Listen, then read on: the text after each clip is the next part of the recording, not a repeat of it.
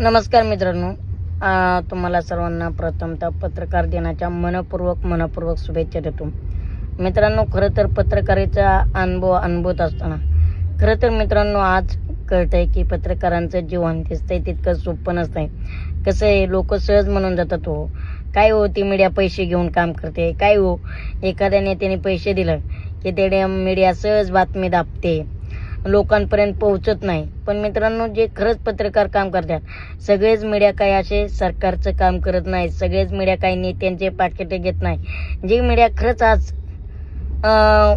कामं करते ना जनतेचे, आज जे लोकांचे आवाज असतात ना ते मीडियाच्या माध्यमातून पोहोचत असतात, सोशल मीडियाच्या माध्यमातून पोहोचत असतात. पण आपल्या लोकांचा भ्रम झालाय. ठीक आहे, सगळे नाही, 100 पैकी 10 लोकांमुळे ना मीडिया खराब होते. पण मला एकच सांगायचे, जे जे स्थानिक लेवलला पत्रकार काम करताना खरंच त्यांच्या कार्याला पत्रकारितेला सलाम आहे. कारण मित्रांनो, ना त्यांना वेळेवर झोप आहे, ना वेळेवर जेवण आहे, ना वेळेवर कुटुंबाला वेळ देणं आहे. आणि अशातून आपल्यापर्यंत ते पोहोचत असतात. आणि आज लोकशाहीचा चौथा आधारस्तंभ म्हणजे मीडिया आहे. आणि मीडियाने सुद्धा जनतेचा आवाज दाखवतात. आणि कुठे जरी कमी पडत असेल ना तर माझी सर्वांना एक विनंती आहे की आपण सर्वांनी समजून घेतलं पाहिजे.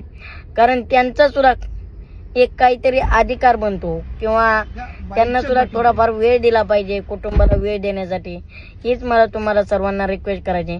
आणि मीडियाला आणि या पत्रकार बांधवांना सर्वांना पत्रकार दिनाच्या मनपूर्वक शुभेच्छा देतो. मित्रांनो, खरं तर आज जे लोकांचे गोष्टी समस्या आहेत त्या फक्त जर सुटत असतील या नेत्यांवरती, या सरकारवरती जर वचक फक्त कुणामुळे असेल तर त्या मीडियामुळे.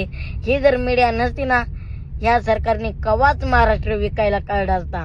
त्यामुळं मीडियामुळं आज हे सरकार, हे प्रशासन आणि दिल्लीच्या कोपऱ्यातली बातमी गल्लीपर्यंत पोहोचते आणि गल्लीची बातमी दिल्लीपर्यंत पोहोचते फक्त मीडियामुळे. आणि मीडियाने सुद्धा सातत्याने मैदानात उतरतात.